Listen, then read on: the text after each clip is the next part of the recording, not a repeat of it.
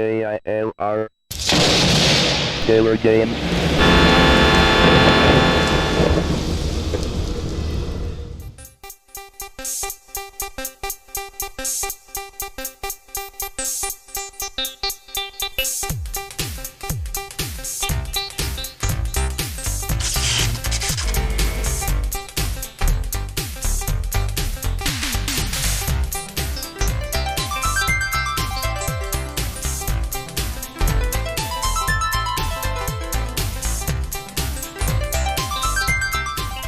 Hello gamers, simmers, and pilots. I am the Killer Gamer, and welcome back to the amazing and lengthy World Tour. What we call it the World Tour, even though we're not going around the world, but for most of the simulators we are.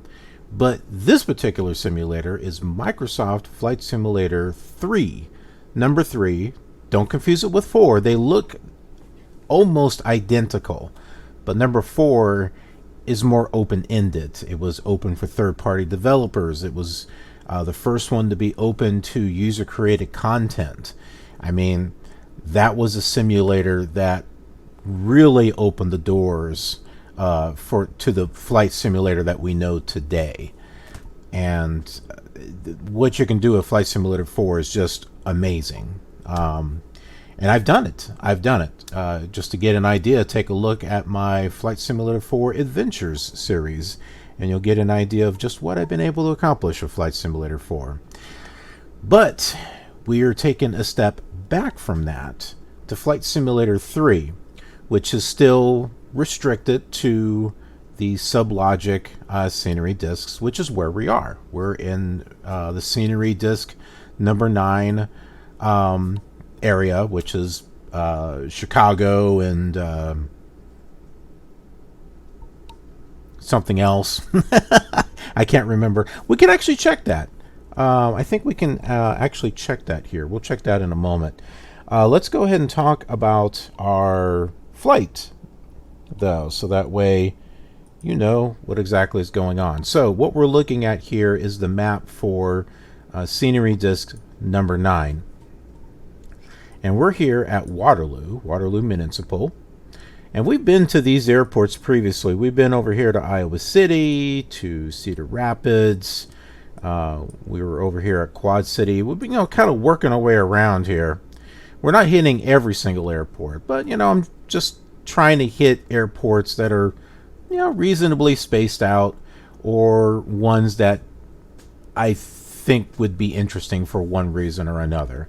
So we're heading over here to Dubuque Municipal. So we got a little bit of a flight ahead of us. I just thought Dubuque was an interesting name. It kind of sounds like the Duke.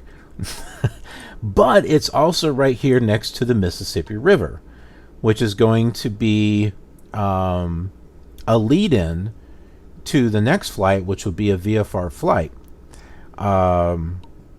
And if you kind of want a preview of stuff to come, then just take a look at the other simulators, because I've already flown that particular flight. But yeah, so this is our flight. It shouldn't be too hard to do. We can just... I think the best thing to do is to tune in to the 90 radial for Waterloo and just head away from it. And there is a north-south runway at Dubuque. So if we tune this in to 180, I would say about the time we hit around here, we can go ahead and turn south. So we'll turn both of those in. Both of those nav radios in, and let that work for us.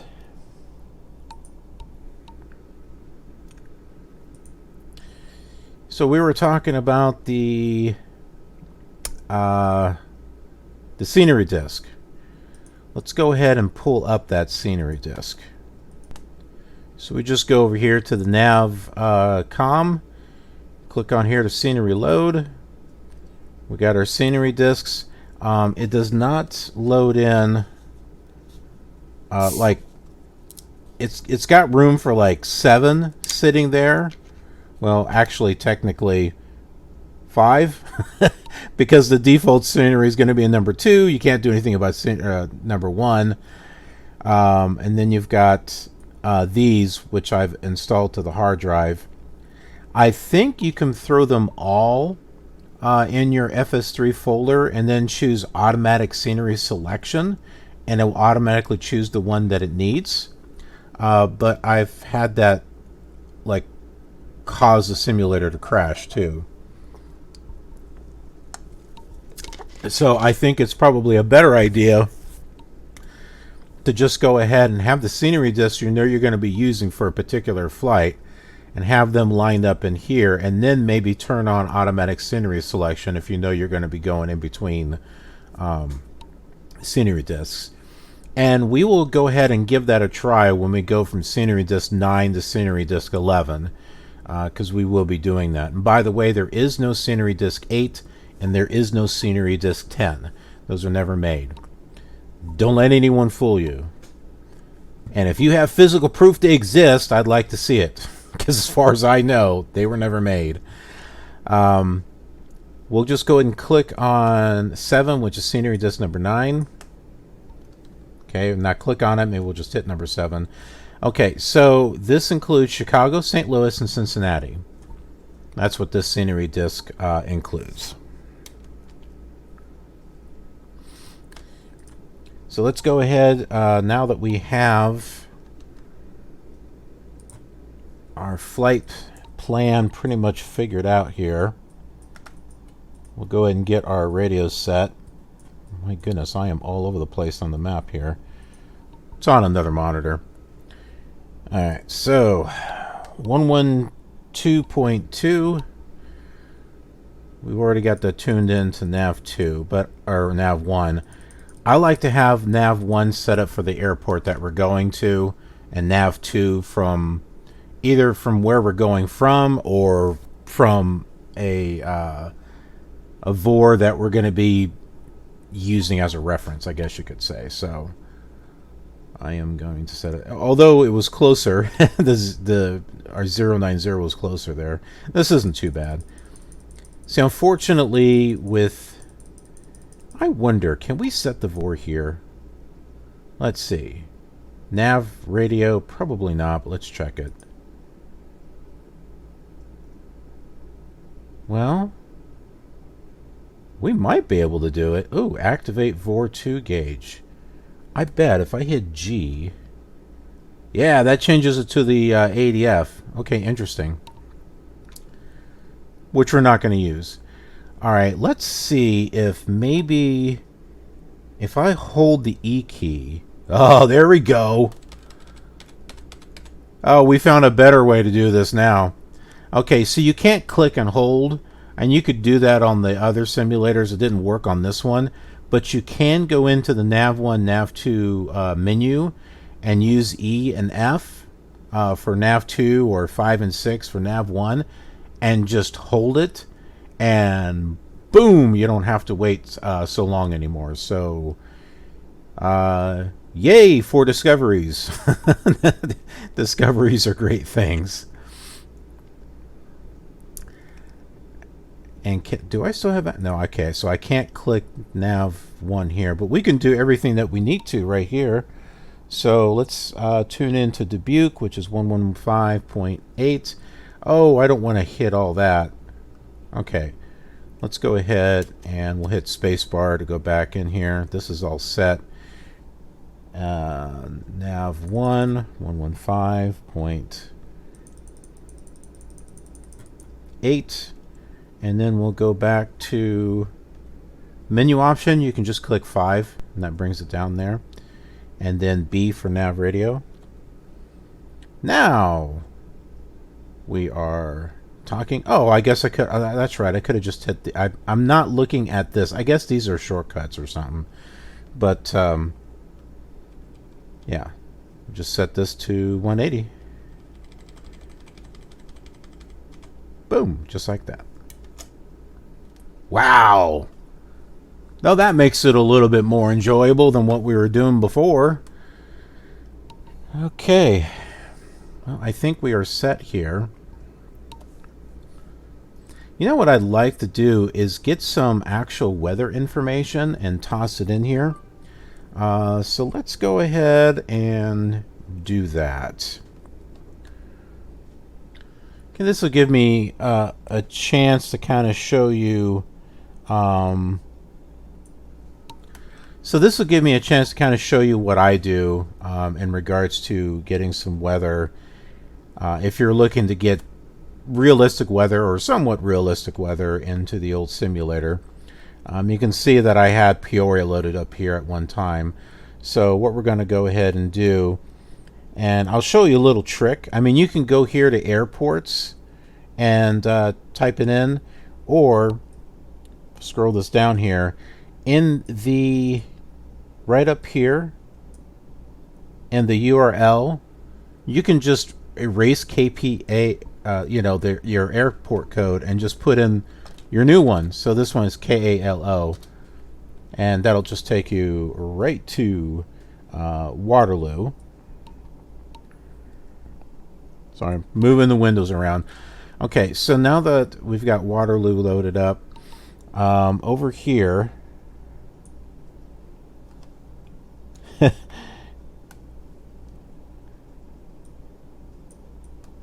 I have to kind of extend this a little bit more, so there we go. So right over here in this area is the meter information. So I'm just going to go ahead and copy that right there. Then I'm going to go to this page, and I'm going to scroll this back. I probably could have shrunk this down a little bit so I'm not having to scroll the window back and forth. But anyway, this website here is flightutilities.com/mr online.aspx. So I'm just going to go ahead and paste that in here. We'll take out the space, and the space after the... You have to make sure you got this code in here, otherwise it's not going to know what to do. Take out that big tab space there. Click on decode, and boom, here we go. We've got our weather.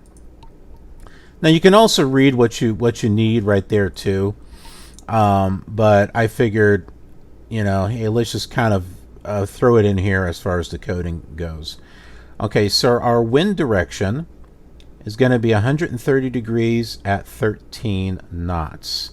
So 130 degrees at 13 knots. So let's go ahead and we will go back to the simulator.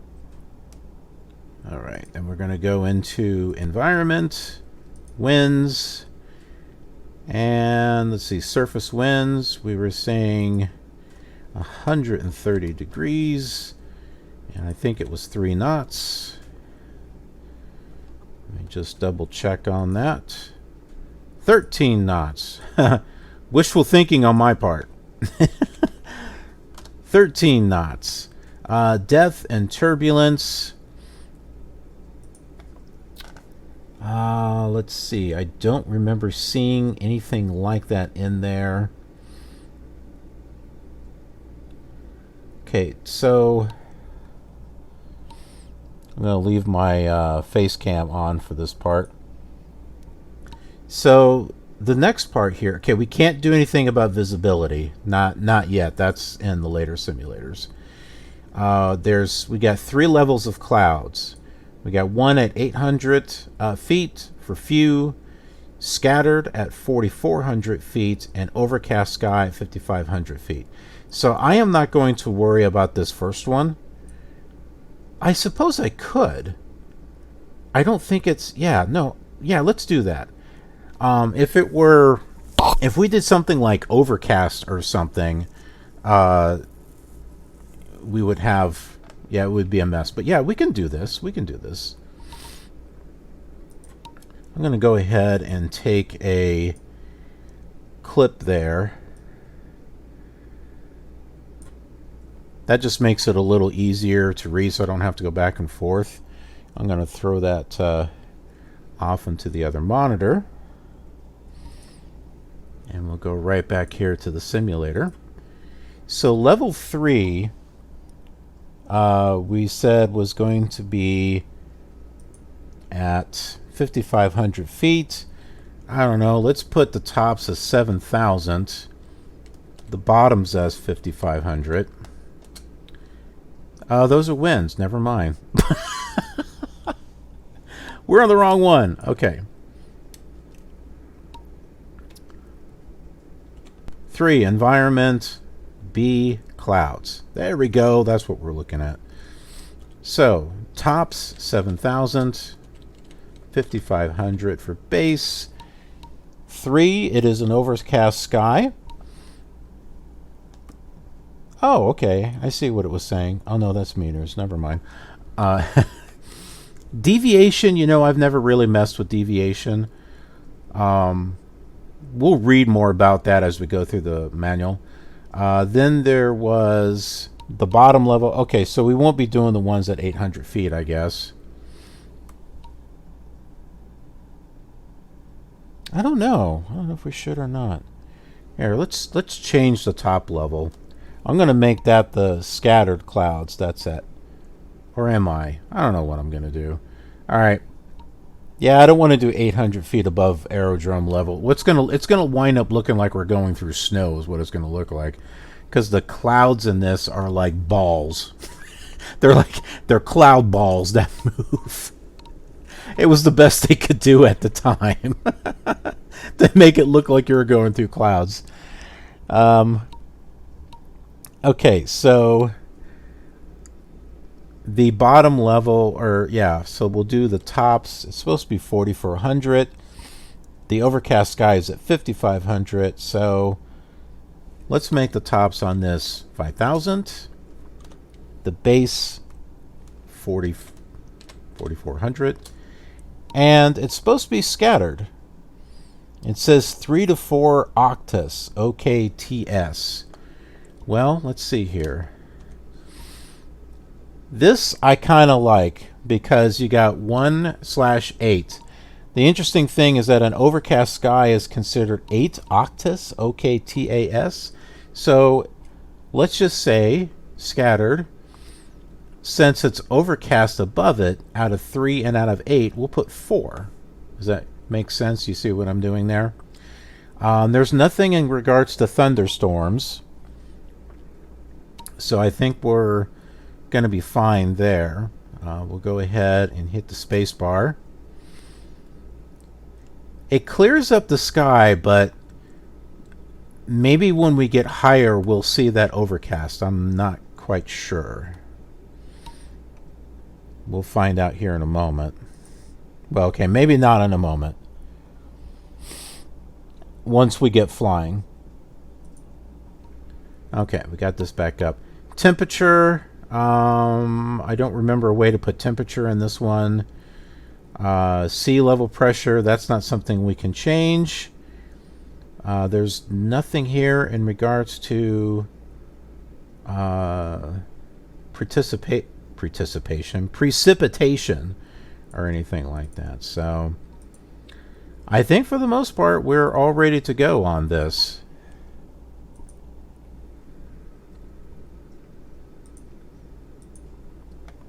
Now what I like to go ahead and do is save the game just in case something were to go wrong. So I'll just go to mode. You want to go to create mode. Okay, don't hit reset mode by accident. That would be bad. Create mode. And I already have something put down here for Waterloo, but so this will override it, and that's fine. Hit 1. Then you can type in. You can make this as long, pretty much as long as you want. So you can put spaces and stuff. But then your DOS name, it'll automatically fill it out, but you can change this. Remember, you're limited to 8 digits. This is DOS, remember. Then be sure that you remember to hit 3, save the mode to disk, because if you don't, it's not going to save your flight. So 3, save. Doesn't give you a message that it's saved or anything. So if you hit escape or hit spacebar, it'll be, you know, you may think it did it and it didn't do it. So take it from me, I kind of learned things the hard way in some ways. So there we go. We got our weather in. And now when we tune in to ATIS, we might get a different runway to take off from, other than the one that we landed on the last time. So let's go ahead and turn it in and find out. Waterloo, Municipal Golf, weather blank, visibility 10, temperature 03, wind 129 and 13. Okay, runway 12. I do believe that is a different runway than what they had us land at before. So, cool. We'll go ahead and get everything started.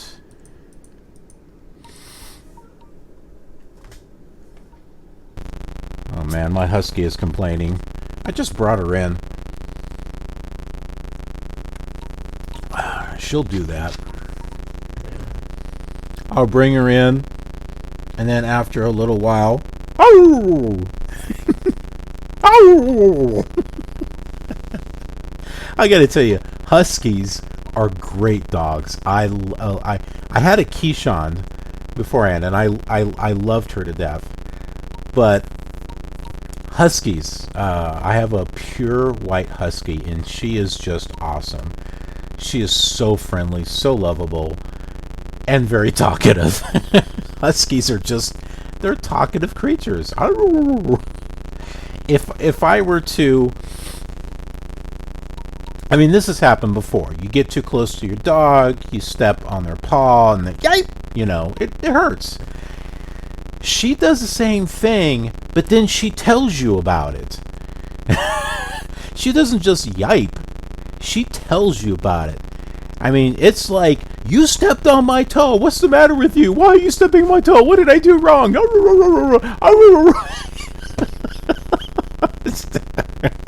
It's not funny that you stepped on their paw, but the fact that she just sits there and just tells you all about it and how that was messed up, it's just like, oh my word.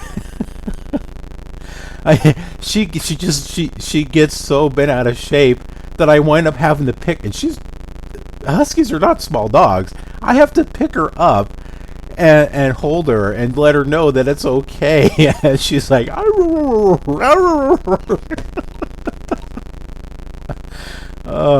like I said, I love my husky. I really love her to death. Oh, I think she's still whining in the back. Anyway, we'll get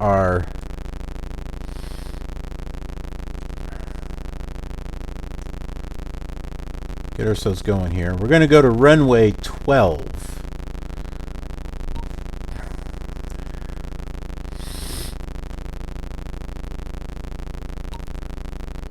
Runway 12. Let's take a look at the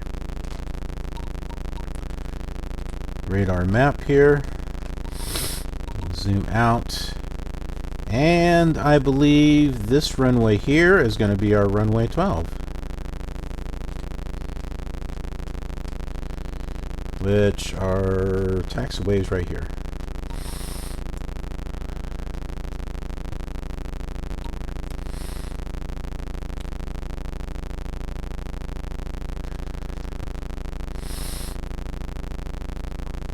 No, so I know there are some people out there that are flying these old flight simulators that would like to add, just a little touch of realism to it in regards to weather.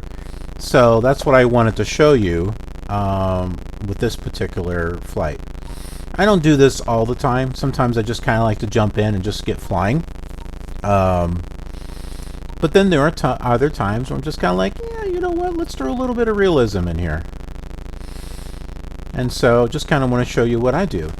And if you have a better way, if you've got a better way of doing that, by all means, leave a comment in the comments section and let me know what it is that you do.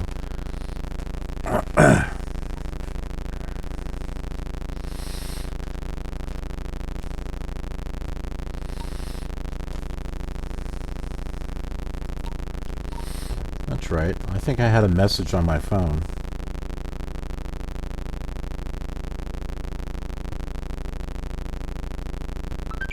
Okay. Nothing really important, it looks like.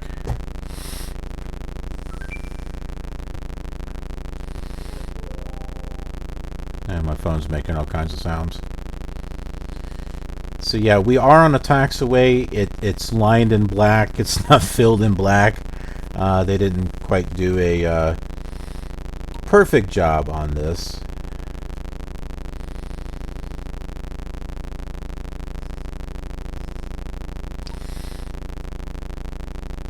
We'll just go ahead and move over here to the runway, because I think they just have a line. It's like they didn't quite outline it, you know, they just kind of put a line on some of the stuff over here. Okay, this should be runway 12 right over here.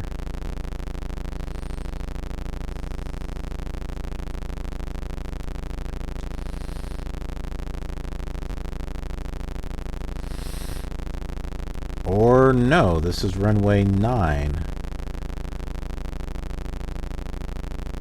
Oh no, wait a minute, this might be right.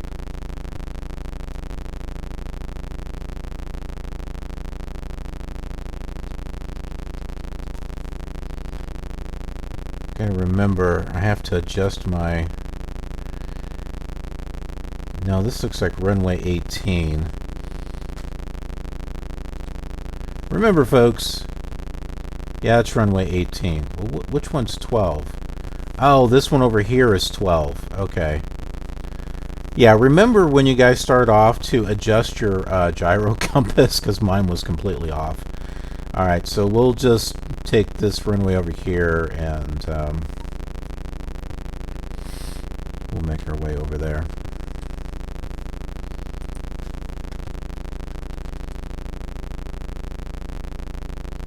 Now I could just say, nah, we'll just take off from this runway, and I could. But, you know, it's that whole realism, little role play type of stuff. We were like, nah, let me do the right thing. Let me go over here and go to runway 12. So they're giving us runway 12 for a reason.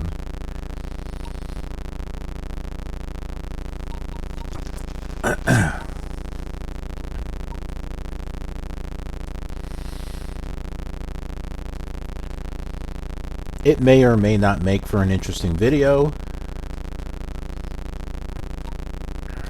I know that attention spans can be relatively short when it comes to videos.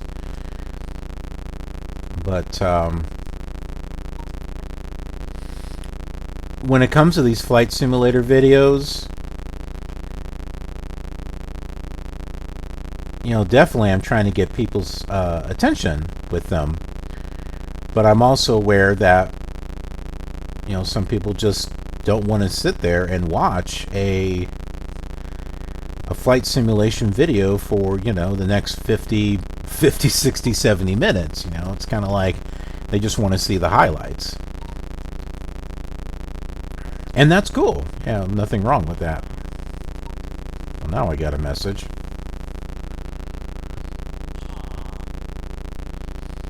My daughter is asking something. What's this?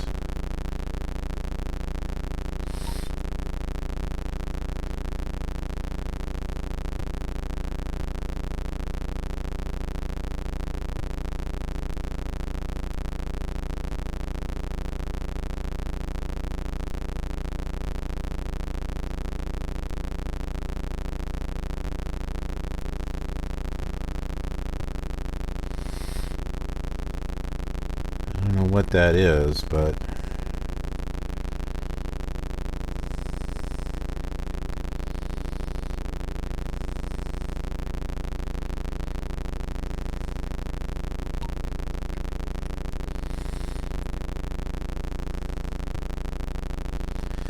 so my daughter got something on here. It's like, be sure to bring your 2018 tax returns and a charged up laptop. You need at least one parent and all this other stuff. And I'm like, They like texted her. Whoa, I think I just missed the runway. It's right over here. And I'm like, no. If someone wants to give you some official information, let them do it by mail.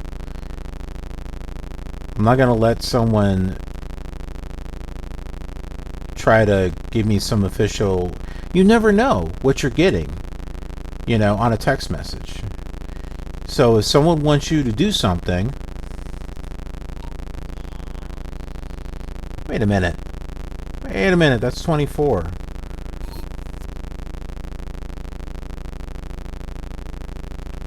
Where's runway 12?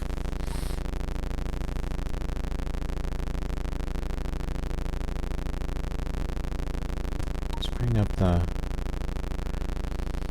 That's 24. And we're facing 6. Oh, man. I think I've got the right idea, but I'm going the wrong direction. I think it's this runway. Oh, man.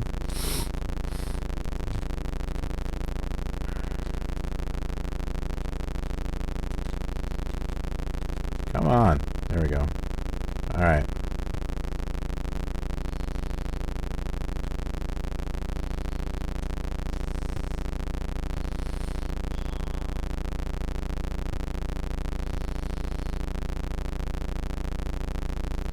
Now, see, other people would have probably edited the video. I got the wrong one. Let me just edit the video and we'll get there. And I don't really do that. I make edits where I need to. So, for some reason, I have to leave the simulator and go take care of something. I'll pause the video, go take care of what I need to, and come back and and edit it together at that point.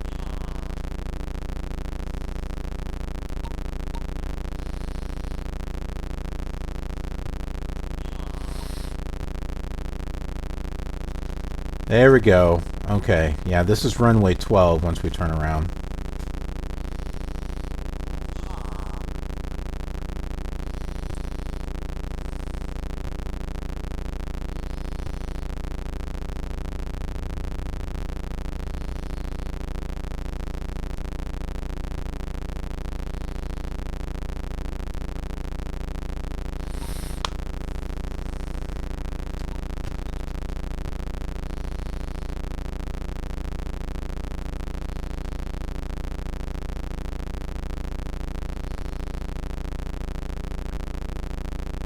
So I want to give you a honest experience when it comes to flying. You may be going around to runways like, where am I? I'm all confused.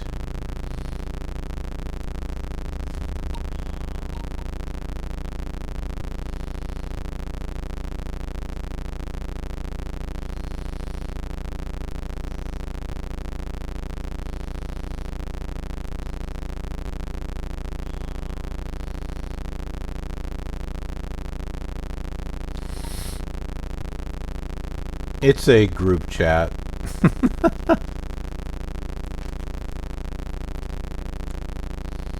That's why I keep getting messages. And messages.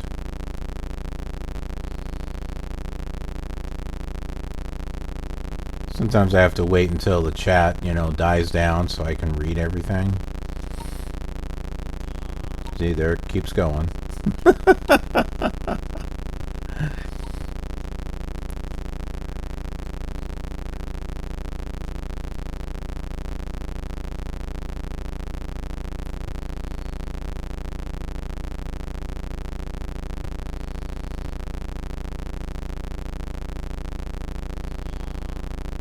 Aww. That's Minecraft, by the way. You see, it's still going. And I guarantee you it's not a message of, where are you? How come you're not responding? Hello, hello, hello, hello. It's not that. I just, I let them talk it out, and then I'll go and look. Because otherwise, I'm like sitting in front of it, texting back and forth, and yeah, no. Just wait for, them to finish their conversation. And this is runway 12. So see, we're on the runway they wanted us to take off from.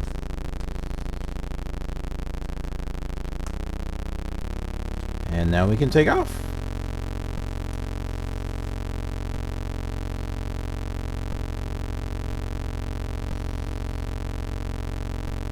And that's actually a good runway to take off from, because this is the radio we want to capture here, is the 901.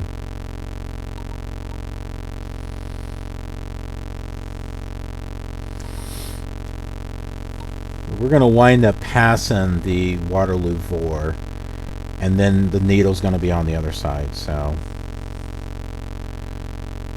Yep, see, there it goes. It's now on the other side.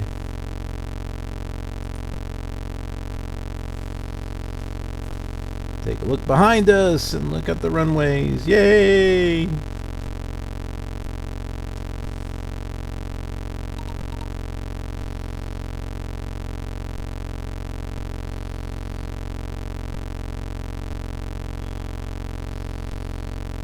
Oh. Didn't take long to...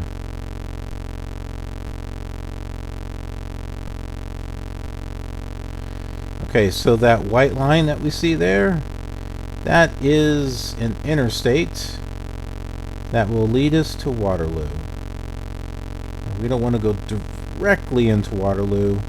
We want to be somewhat north of it, so we've got some time there to... There we go. Here we are. Oh, almost. Use the rudder here, and there we go. Now we're there.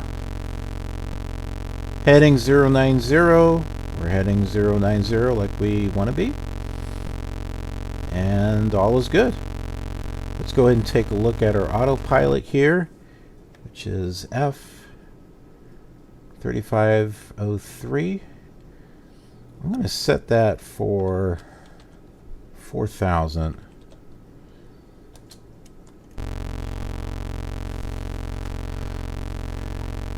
And I'll just go ahead and let that climb, and I'll go ahead and take a look at the million messages here that I have just received.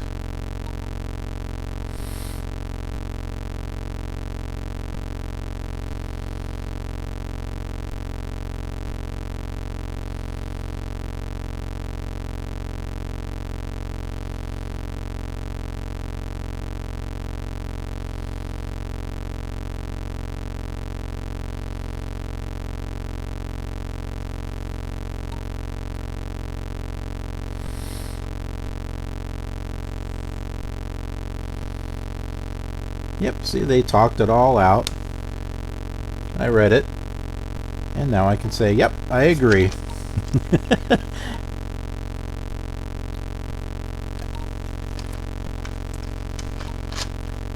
I've been accused of babbling and rambling too much, so I try to keep that down. Now, I know some of you are probably thinking, yeah, but Killer Gamer, you are just rambling on these these videos that you've got. Well, you know, I'm also trying to keep you guys company during these flights. There's our cloud balls. See, they look like snowflakes.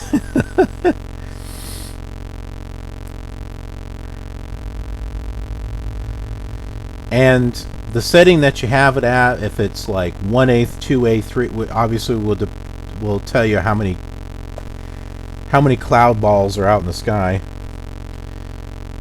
Okay, we'll go and turn our autopilot on.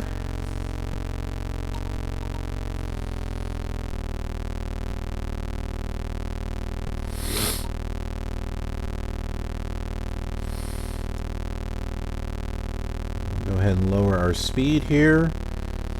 Autopilot's going to automatically adjust our trim and our elevators for us.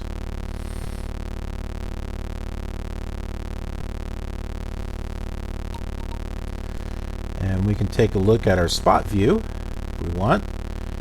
We'll just hit S, S, S three times. There we go. Now, if we want to adjust that, unfortunately, you can't do that from the keyboard. You're going to have to go into Views. At least I don't think there's a way to do it. I haven't come across it. And do Set Airplane. And if we want to do maybe below the airplane, we can do -16 there. And here, that little square is where your observer is at. So you use the numerical keypad to kind of move that around there. So we can move it right about there. Use keypad to adjust position. And they got some nice little transitions and stuff, which is interesting. This says transition, which suggests that you should be able to change the view. Oh, you know, it might help if I put the landing gear up. There we go.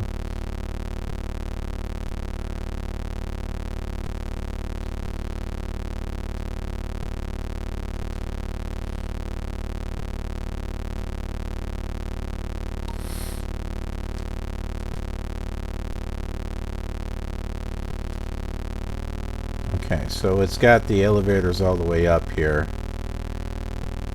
Let's go and increase the speed then. I try to get our cruising speed around 100 to 120, somewhere in there. Well, that's a lot of clouds. If we hit, now see, if we hit scroll lock and then one of the numerical keypad things, then it winds up, you know, doing it from within the plane. But we can move it again. We'll do it from this direction. Whoops, too far. Right about there. Yeah, we got a little bit of a transition on that one. So, yeah, you know, it looks like we're, I guess, flying through clouds. You know, hey, that was better than nothing. That was definitely better than nothing. We don't see the overcast, though. Notice that? Now, maybe we don't see the overcast until we get above that. Should we find out? Why am I'm going down. Look at this. Why is that? The autopilot is on.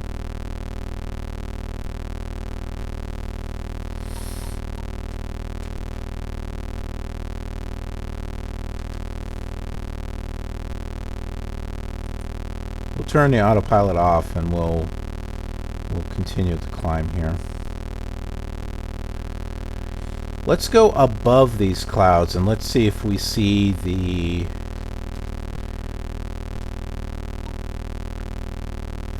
overcast or not.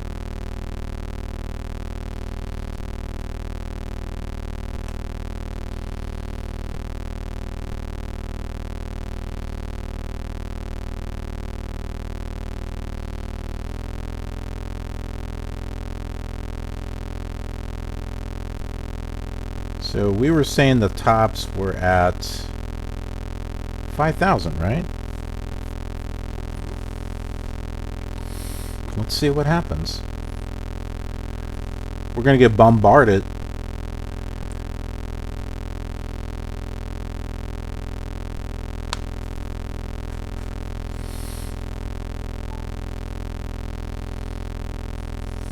Getting bombarded by snow clouds. I guess snow clouds kind of look like snow clouds.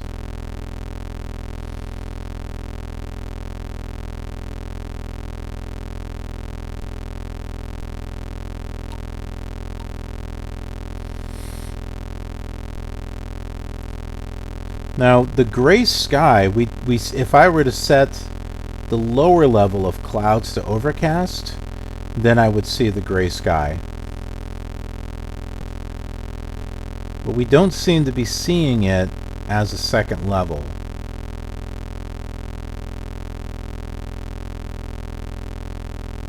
Okay, now that flashing, that's because we have the strobe lights on.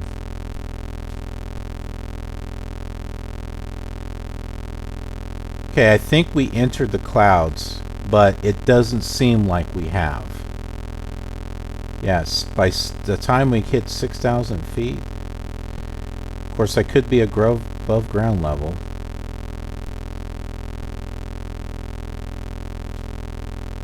Well, let's just keep going here. We got 60 miles. We got 60 miles until we get to the airport. I don't know. Let's go up to 6,500.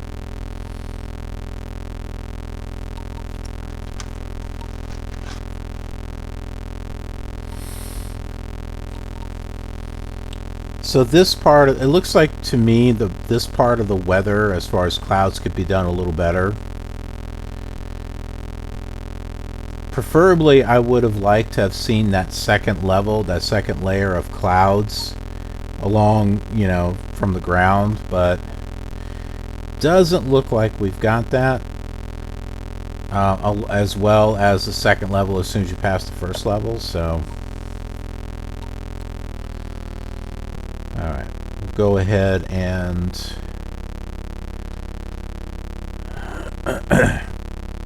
go back down to 4,000.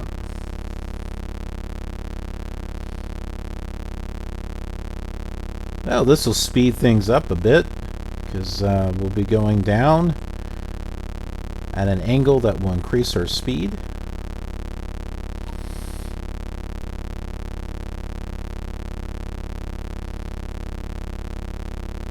Now it looks like we have like a bed of snow. Down below, see that? This nice comfy bed of snow.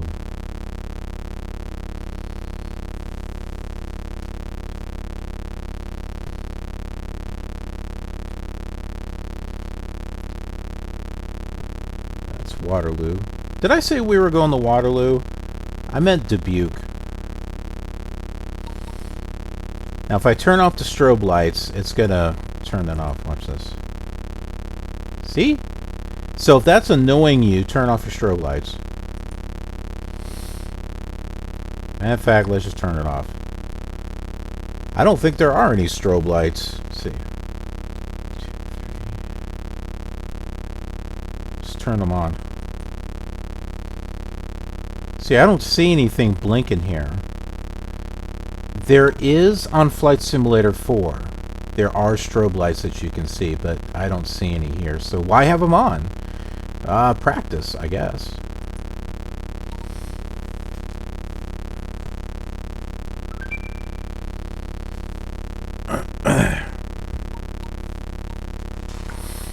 I'm multitasking, in case you're wondering.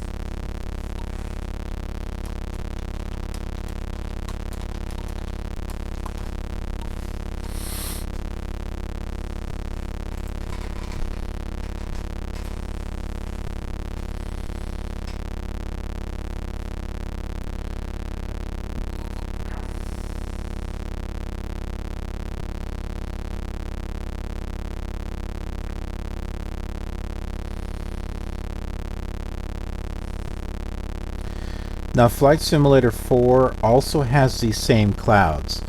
The difference is they also show these like white little discs up in the sky. That's like cloud generation, or like random cloud generation. And those will get thicker or smaller depending upon what you have your weather set at. And it definitely looks better, because you can at least see stuff from, you know, the ground up. And then as you get closer to the clouds, then you start seeing, you know, the white snowballs.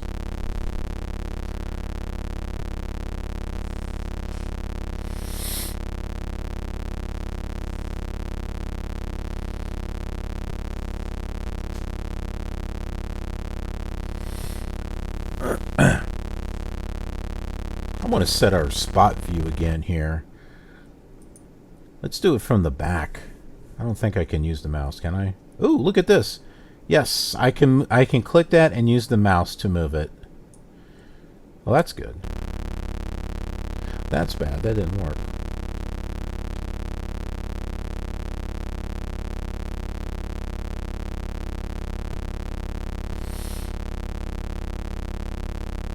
Okay, so I have a little bit of a thing going on there. Now, if you wanted to use, like, say you're making a video, this is where you could do some editing. You could pause it, change your camera view, and then unpause it again, and then let it move. So that way, you're not having like a change in the scenery when cutting from one to the other. Actually, when you do this, it pauses it anyway, so that's kind of a moot point. So we'll set the spot plane, and let's make the altitude slightly above it this time. Make sure you move your mouse out of the way. There we go. So we have a nice little transition. Come back over here, set the spot plane again. We'll move it over here to the back, off to the corner a little bit. We can set the altitude a little bit higher. We'll say 14. Move the mouse cursor out of the way. There we go. See? Get some transitions from, one to the other. And with your editing software, you can just cut those and put them together and have yourselves nice little exterior transition from one to the other.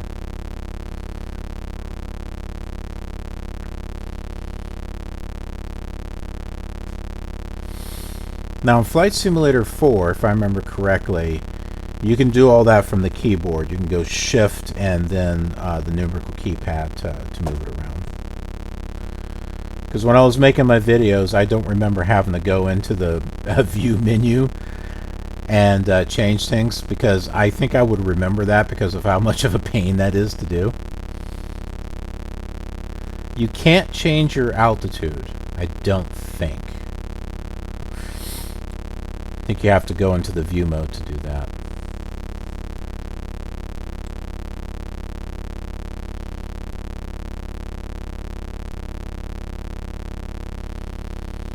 So just some fun stuff that you can do with Flight Simulator 3 in case you want to make your own videos.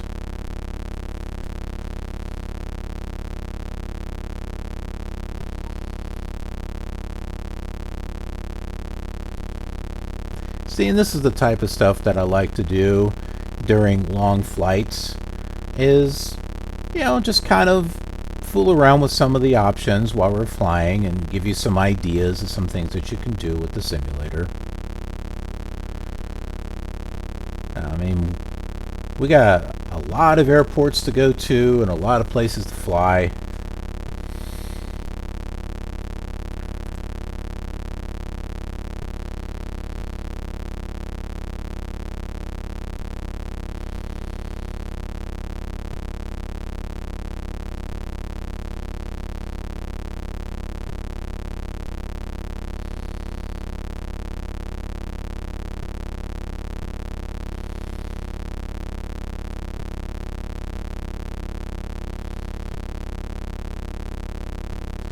Sometimes you can do better at leveling off than what the autopilot does.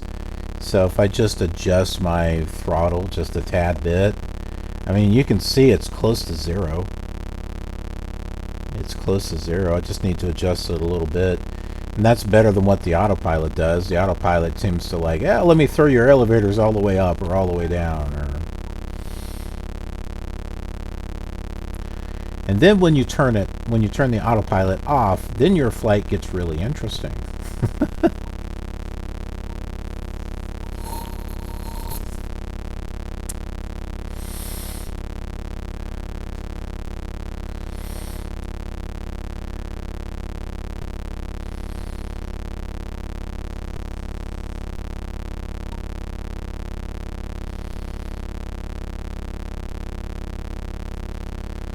Okay, I think we can turn our strobe lights back on.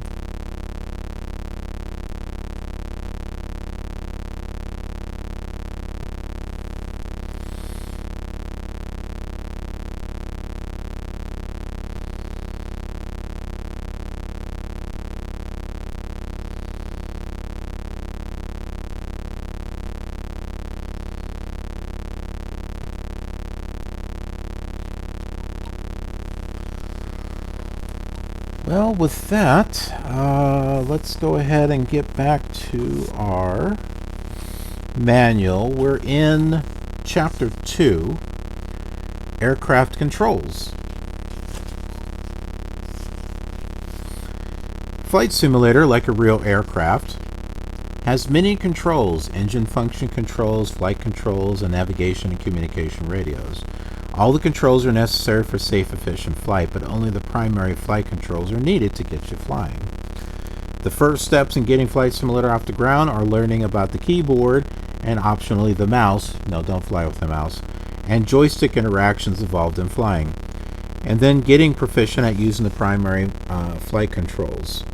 The view controls and secondary controls can be learned later. Or I kind of showed you now, but anyway. Look at Figure 2.1 as you read this chapter. It will help you identify parts of the airplane as the controls are described. So, here is Figure 2.1. Just to kind of... I know it's kind of hard to show it to you on the camera there, but you get the idea. There's the plane. Note, a keyboard is all that's needed to control Flight Simulator. A mouse and or one or two joysticks can also be used to increase realism. For installation and setup information, see Appendix B, using a mouse or joystick. Primary flight controls. The primary flight controls include the control yoke, the steering wheel, light control on most planes, a control stick on others, the rudder pedals, the throttle, and brakes.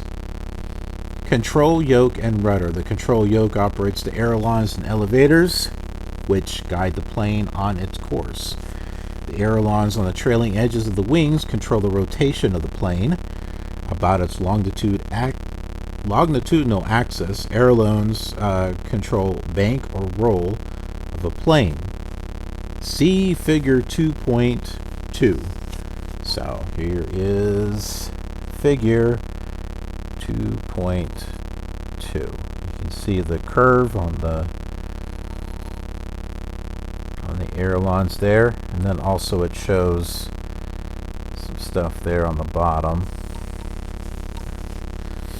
So lowering the aileron increases lift and raises wing, and there's normal lift where the ailerons in the neutral position, and raising the aileron decreases lift and lowers the wing. The ailerons can be controlled by the keyboard, mouse, or joystick. Figure 2.3 shows the actions required to move the controls and describes the corresponding flight actions. So you use that by on the numerical keypad, the 4 and the 6 for left and right. 5 is where you center the ailerons. And this huge figure, which is on this entire page, will show you what happens when you change the plane. So you can see the artificial horizon, the actual horizon, what it looks like on the diagram there. That's your joystick, there's your mouse, and there's your keyboard.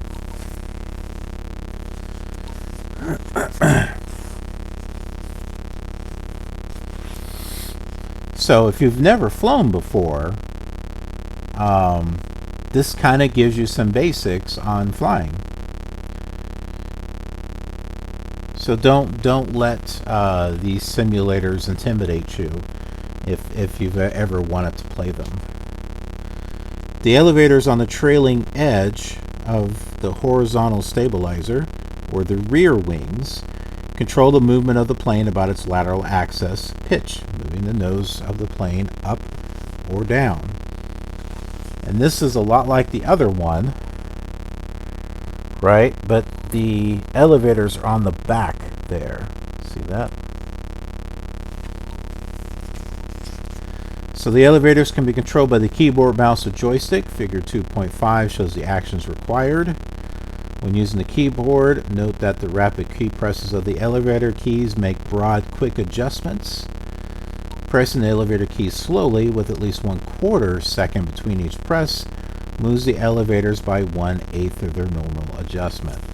So when you adjust your elevators, this is what happens to the plane. Right there. So going up, you can see the artificial horizon. You start pointing up above the ground. Well, that doesn't look very much different, but you can see the elevator thing there in the center. It's slightly higher, and then you've got what you're doing with your joystick and with your mouse and the keyboard. The nose down is 8. The nose up is 2.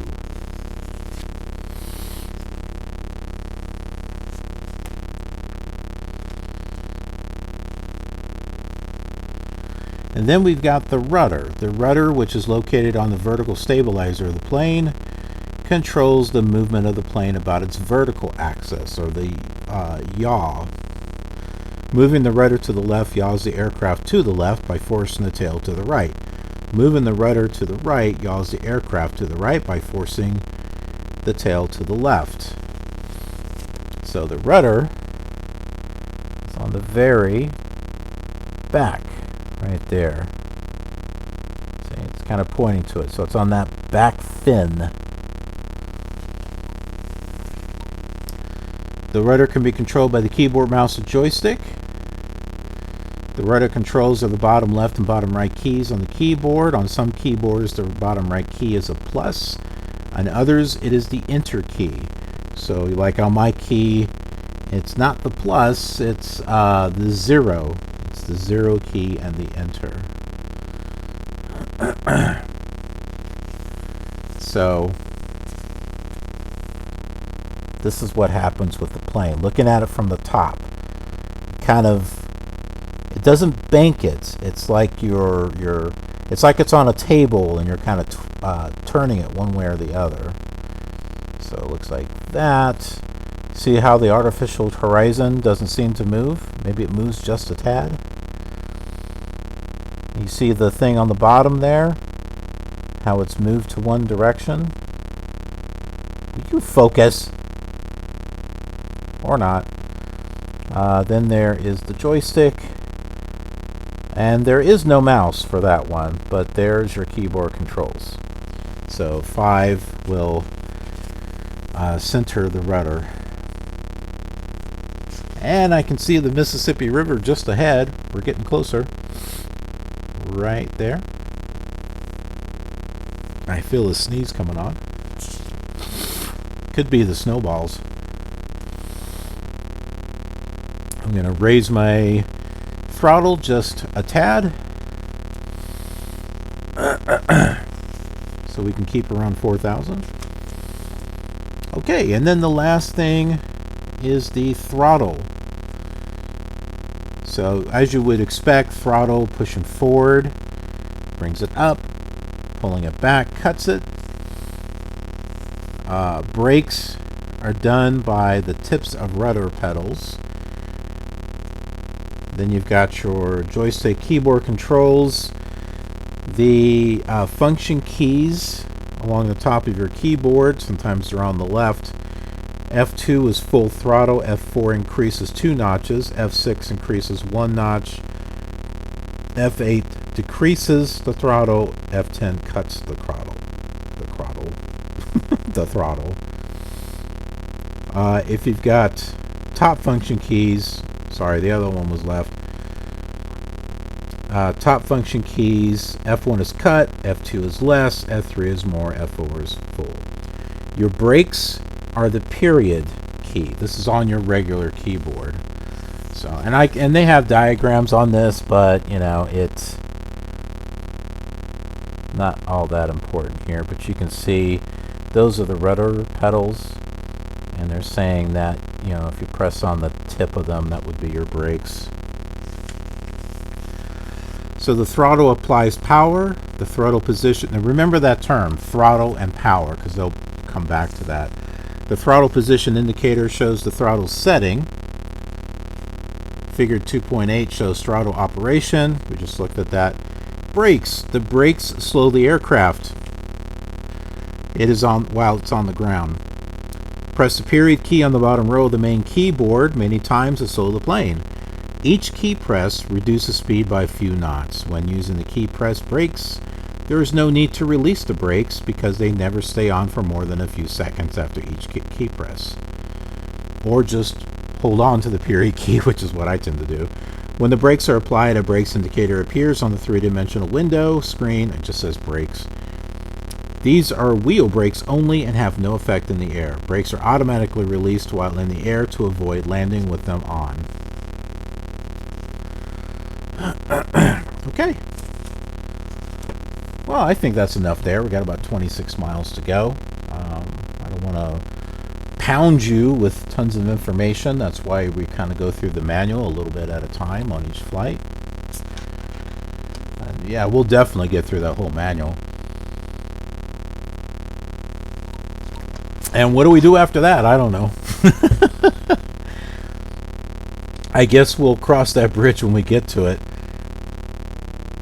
It looks like I need to reduce our speed again because we're above 4,000 feet.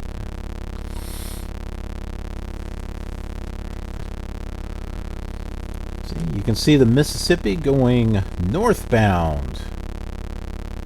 And we will be following the Mississippi on the next flight. There is the interstate. I'll go ahead and take a look at an actual map.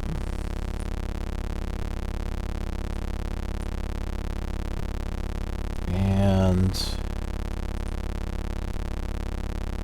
see. Whoops, wrong map. We want Google Maps.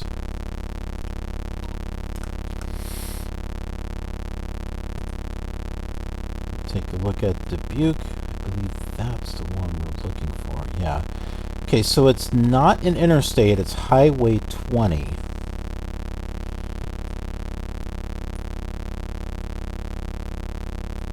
ahead and pull this up on the screen so that way you can see. So here's a real map. And here is Waterloo right there. Dubuque is over here. And Route 20. See, that's the road.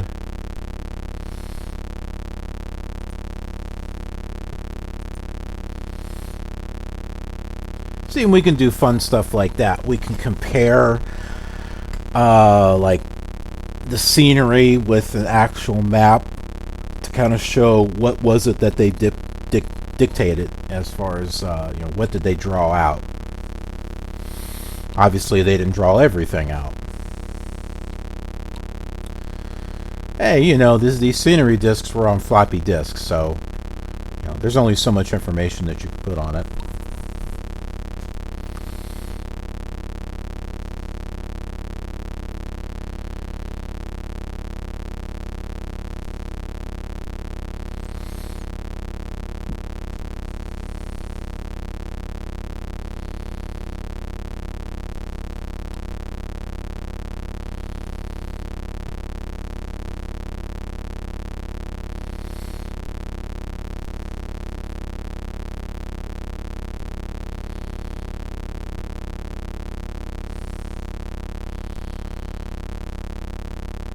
You know, and I believe there is a runway 12 or something close to it at Dubuque Municipal.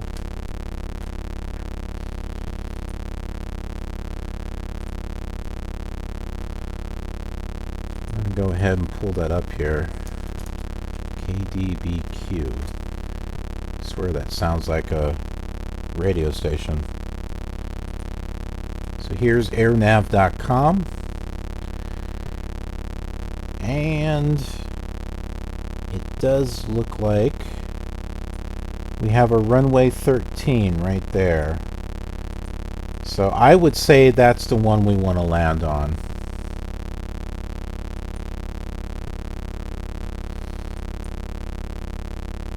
Just based on what we had with Waterloo.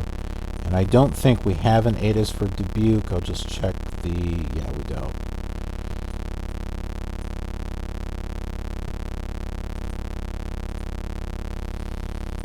Now, if you wanted to check that on the actual sublogic map, I'll bring this up again here. So right up here, you got your northeast coordinates and your altitude, ILS if it's there, ATIS, and if we take a look at Dubuque right there, we can see that, one, there's a star, so there's fuel there, but there's nothing for ILS or ATIS. So this is how you can check which airports have what.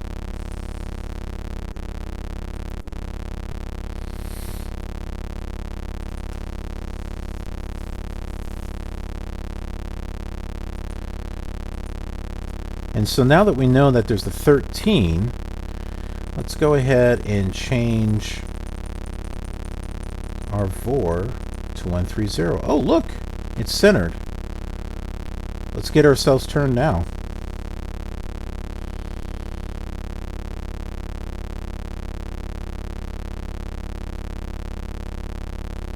Now that won't be exact, but the VOR is kind of centered on the airport, so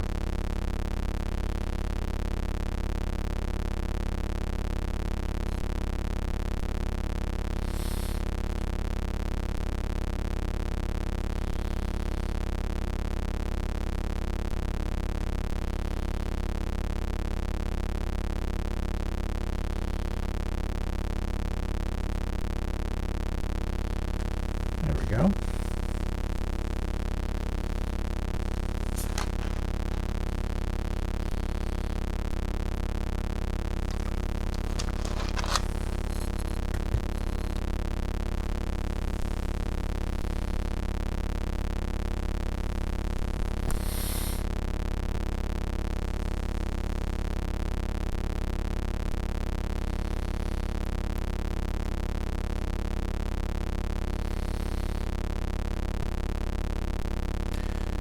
So this is another reason why I like to talk with you on these flights, so that way you get a little bit of idea behind my thought process as far, okay, why is he making this turn? Why did he change his VOR? So now you know. And do you have to fly it this way? No, absolutely not. You don't need to do it that way. But I'm just giving you some ideas, and you might actually like what you see and might want to try it for yourself. And if you want to follow along on these flights, heck, you could have this on your phone, watching this on your phone, or maybe on another monitor, and you could have Flight Simulator 3 up and you could be flying along with me. And that's cool. That would be that's a I'd be honored if you did something like that.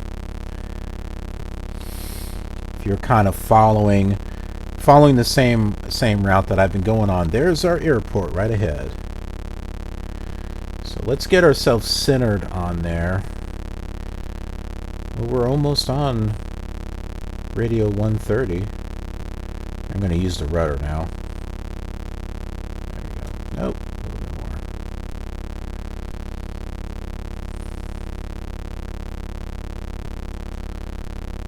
It's doing a little slip and slide thing here.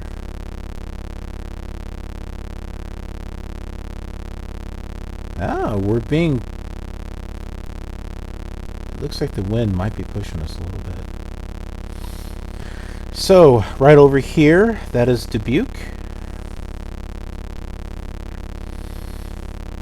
As we were saying to start off with, that is over by the Mississippi River, which is what we're looking at right there. You'll like the next flight. The next flight's will be fun.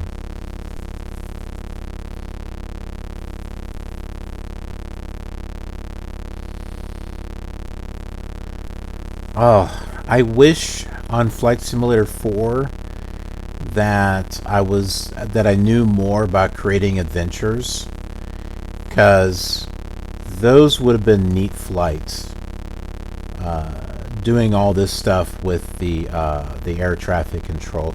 I almost want to go back and redo those.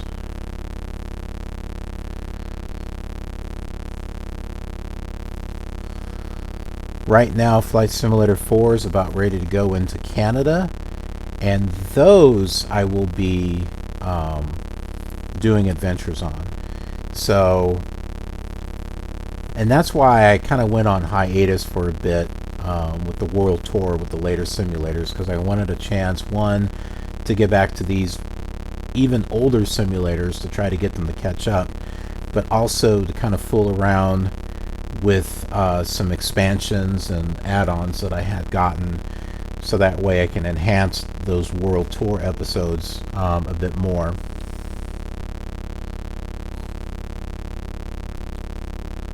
Oh my goodness, we're 9 miles away. Time to make our descent, I think. Landing gear down, and we'll start bringing our flaps down. And I see the runway that we need. It's like we're almost centered on it. It's like right there.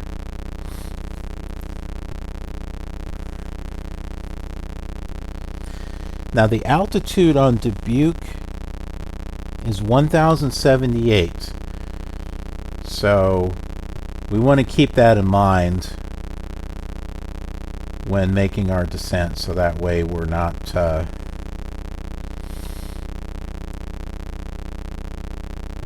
we want to be able to keep a good height, so we've got a good descent.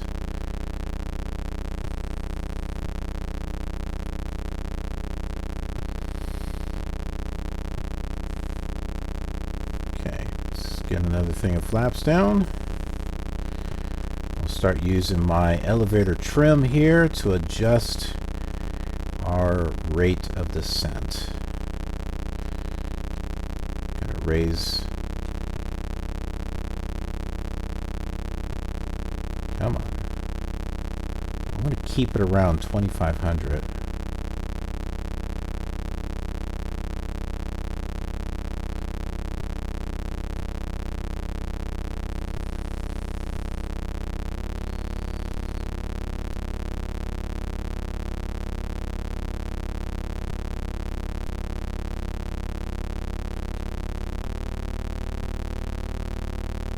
Doing a combination of adding power and also using some elevator trim.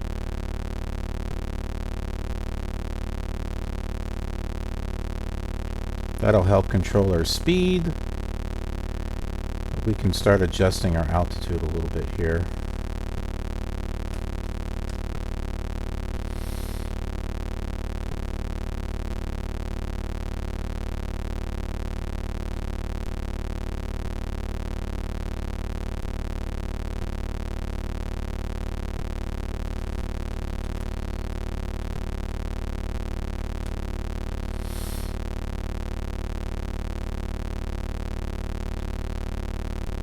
Got 6 miles to go.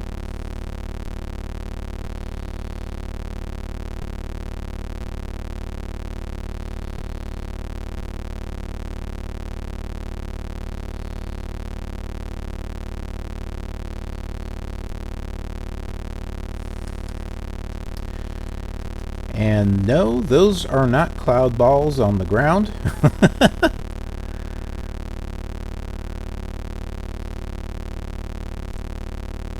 That is just ground texture.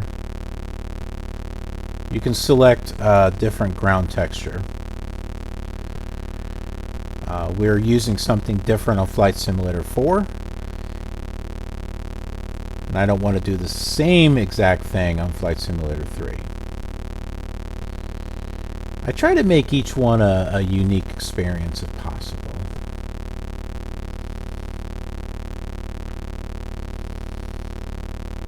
In Flight Simulator 4, we can definitely make unique, especially now that I know about putting the adventures together. Also, you can do custom airports, which I've done. I created some custom airports.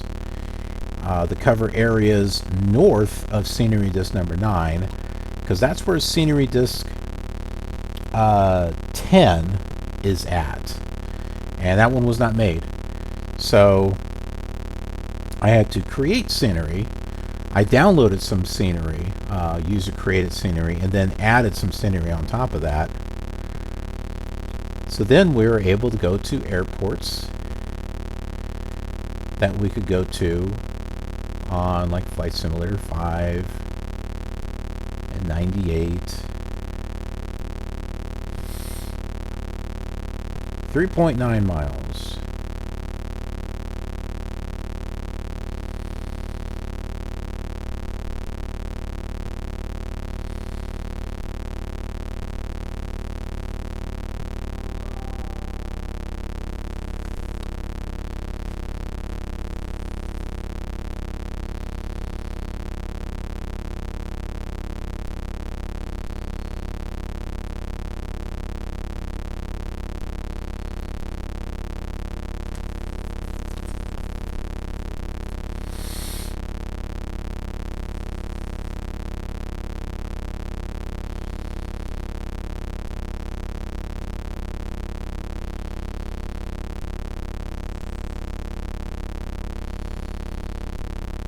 Adjusting my heading a little bit, trying to get an idea of that runway that we're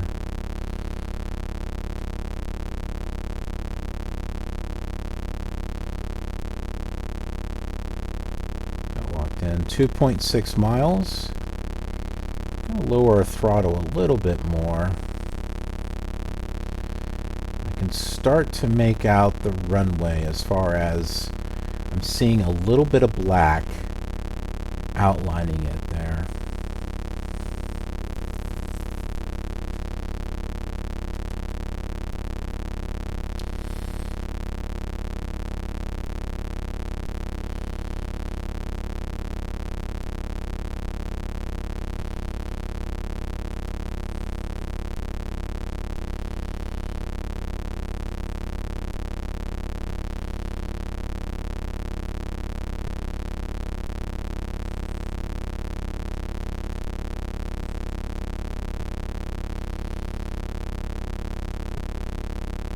Lower some more throttle here.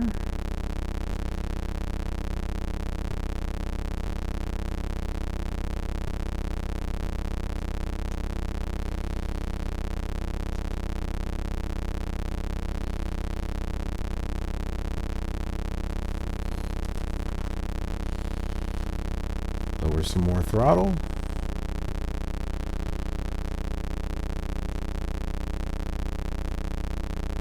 We are coming in. We got some fuel right over there.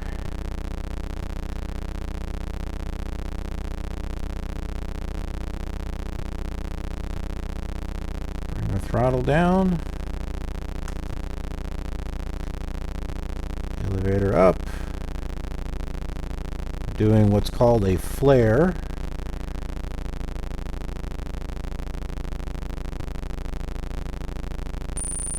And there we go. Throttle down.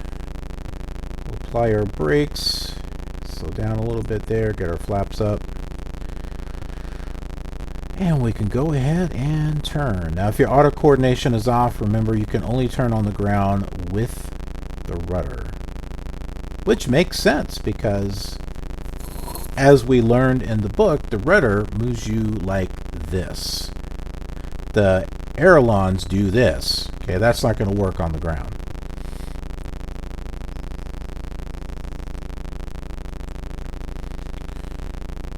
Now, just before we stop, keep an eye on your fuel tanks here. I always like to see them fill up. Boop, there they go. So, we are here at Dubuque. No, the flight was about an hour and 20 minutes long, but we got to see the cloud balls up in the air. We went through those, and we went through the spot menu and set the spot plane and did some transitions back and forth. Kind of talked about if you're looking to make some videos on your own, maybe cinematic or otherwise, how you can what you can do as far as exterior views and editing those together. And then we also went through the flight manual and talked about the controls of the aircraft as far as the elevators and the ailerons and the rudder, and throttle and brakes. So we went over, quite a few things on this flight. So if by chance you skip to the end, that's what you missed. And you can, if you want, go back and no one says that you have to sit here, have the video on and just sit there, and gaze at it. You can if you want to, but you could just have it on in the background. You could be working on something and just kind of, and kind of listening with it in the background. Maybe a little bit of ASMR. I don't know. I don't consider this ASMR. Maybe my cinematic videos, because I do think they're kind of relaxing if you have it on in the background. And I mean the later ones, where you hear the radio chatter. It's kind of calming and soothing in a way. Along with the sound of the airplane, and you're working on something and you're just kind of like looking back and seeing what's out the windows. So I don't know, I think it has an ASMR kind of quality to it, a lot more than someone taking a like a plastic bag and saying, I got this bag of candy and it sounds so good, doesn't it sound tasty? Yeah, let's go ahead and open this up. I mean, I don't, maybe you like this kind of ASMR videos, I don't know, but I don't do that type of stuff. But anyway, if you enjoyed this video, found it entertaining or useful, go ahead and leave a thumbs up. I'd appreciate that. And subscribe. Hey, subscribe and be a part of our KILR community and KILR Nation. Which one do you like better? Do you like KILR community with a community starting with a K? Or do you just like KILR Nation? Do you like that better? Let me know in the comments what you think is better. I like to get some votes on that. Do some interaction with me. Let me know what you like. Maybe you have a better idea. Maybe we'll call it the KILR Empire or something like that. We're going to take over the world. Lastly, that notification bell, which I like to call the Taco Bell. Go ahead and ring that bell. That's for you. That doesn't do anything for me. It's for you, so that way you will get notifications on when there is a new video uploaded to the channel. I do uploads all the time, so you'll get to see the types of things that I upload. And plus, if you're looking forward to the next video in this series, you'll get notified about it. And you want that, right? Of course you do. Anyways, thanks for watching, and I'll see you on the next leg of our journey.